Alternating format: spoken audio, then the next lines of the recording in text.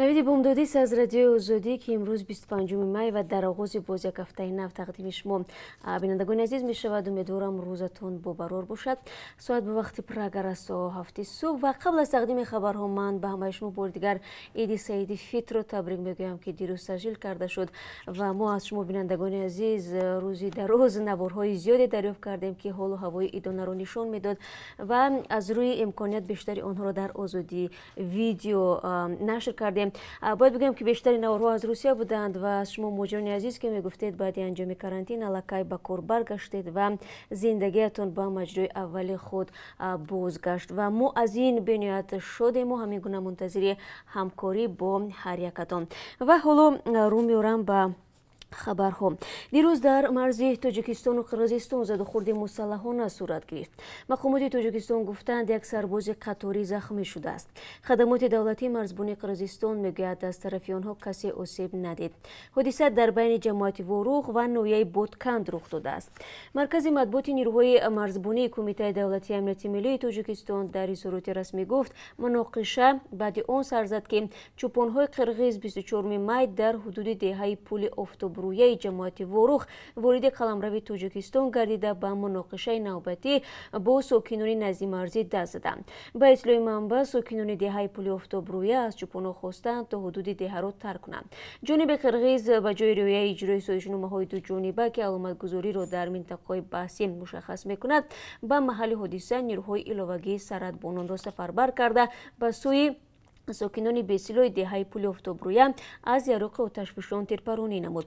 گفته شده است در اظهارات مرکز مطبوعاتی نیروهای مرزبانی تاجیکستان. خدمات دولتی مرزبانی قرقیزستان به رسانه‌های آن کشور گفته است اول افراد نامعلوم از حدود تاجیکستان به سوی مرزبانی قرقیزستان تیر کشاندند. دیرتر بین سرحدبانان قرقیزستان و تاجیکستان تیرپرانی صورت گرفت. از طرف قرقیزستان کسی آسیب ندید. جانب تاجیکستان میگوید در مناقشه سرباز قطاری دولتیار زوئیرف 19 ساله از پایش زخم برداشته است. نیروهای مرزبانی تاجیکستان این را عمل اغوا انگیزانه نامیده نشانه کوشش‌های طوری صنعی نارام کردن وضعیت در خط سرحدی دولتی ارزیابی نموده است.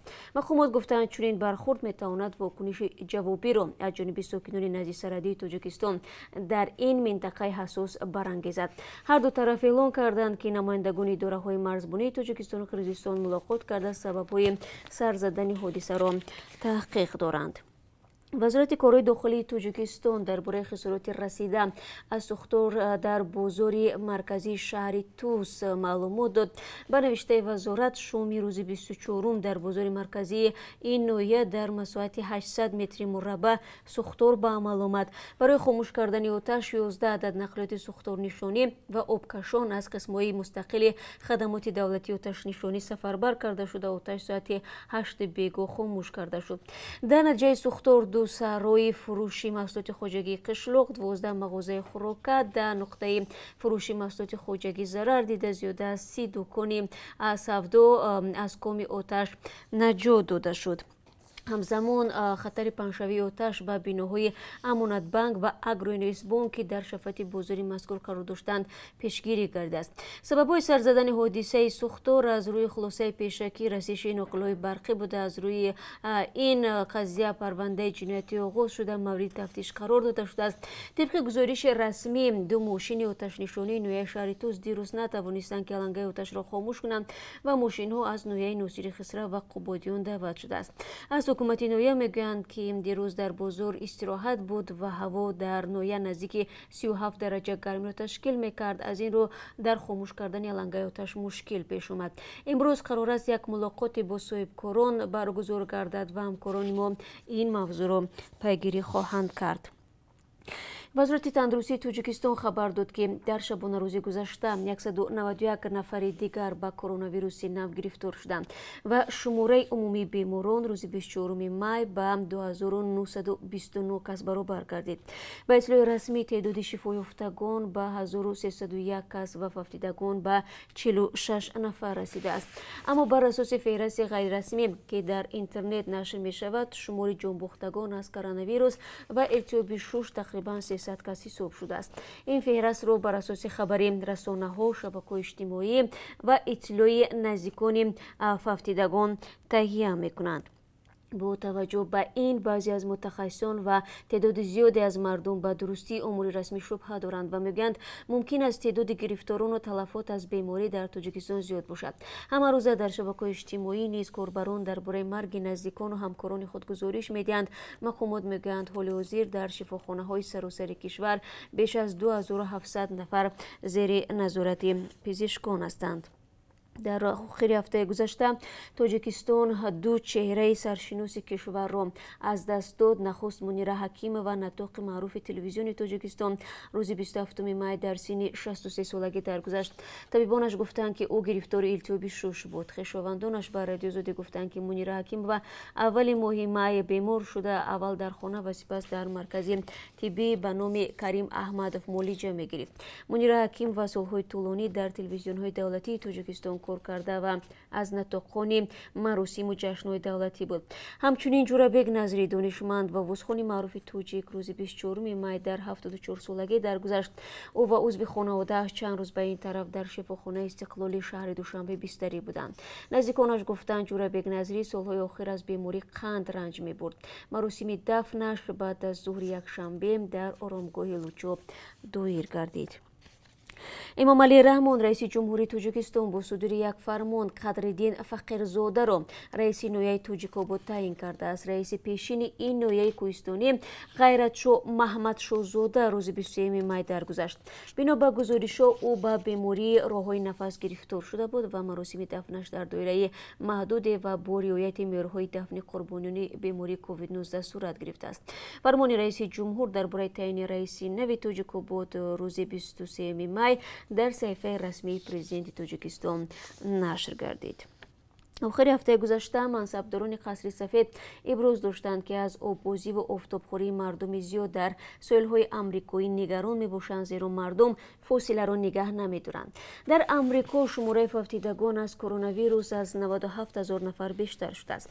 در همین حال بعضی کشورهای اروپایی که از کرونا ویروس اذیت کشیدند میگویند هفته‌های آینده محدودیت‌ها را کاهش می‌دهند. اسپانیا گفته است که ماه آینده چمپیونات فوتبال را از سر گرفته در ماه ایول محدودیت‌ها در مورد زیارت سیاحان از این کشورها کاهش می‌دهد.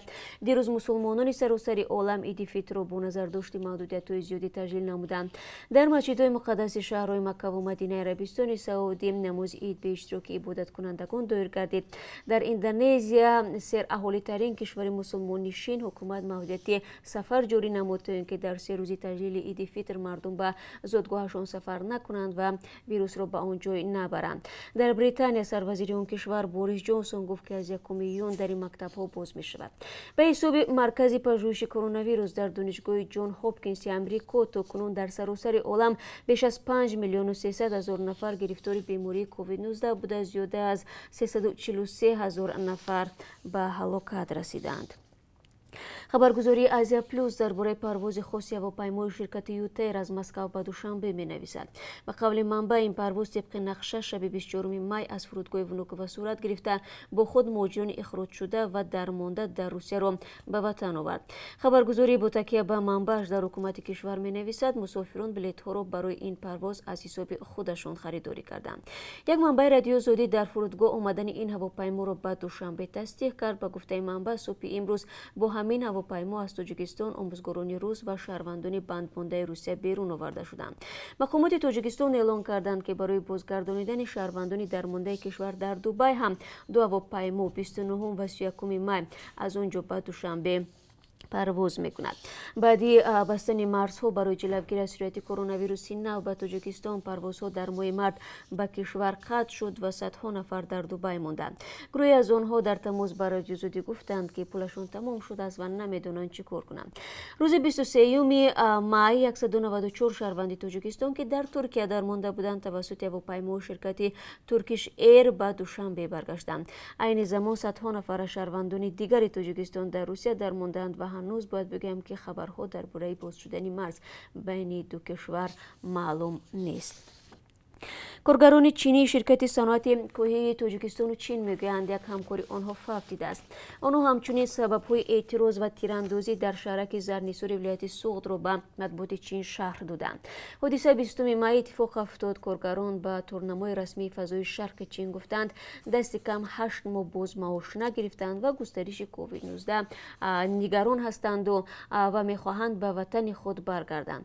مقامات وزارت کارهای داخلی تاجیکستان تصدیق کردند که 20 می اعتراض دست جمعانه کارگران چینی شرکت صنعتی کوهی تاجیکستان و چین به عمل آمده است.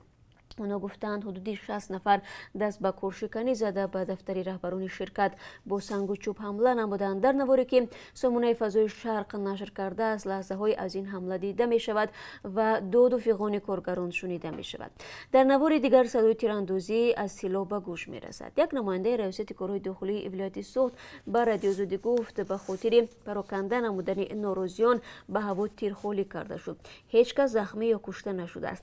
اما کارگران چینی به سامانه فضای شهر گفتند ماموران میلیسا کارگران را با کلتک‌های سخت لط و کوب کردند و برخی از آنها مجروح شدند. مقامات تاجیکستان هنوز این مسئله را توضیح ندادند. به اطلاع سامانه فضای شرق در حادثه 40 کارگر چینی زخمی شده، جراحت 5 نفر آنها وزنین است. در شرکت کوهی صنعتی تاجیکستان و چین 3000 کس فعالیت داشتند و از این حساب 1100 نفرشان چینی ها می باشند.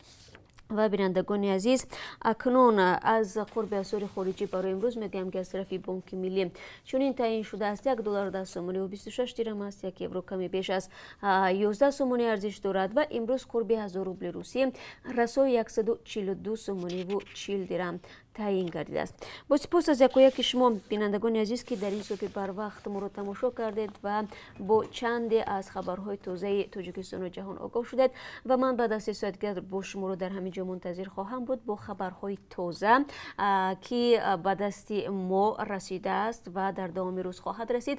تا اون دم شما را به خدا میسپاریم. خود را احتیاط کنید و تشکر که با ما هستید.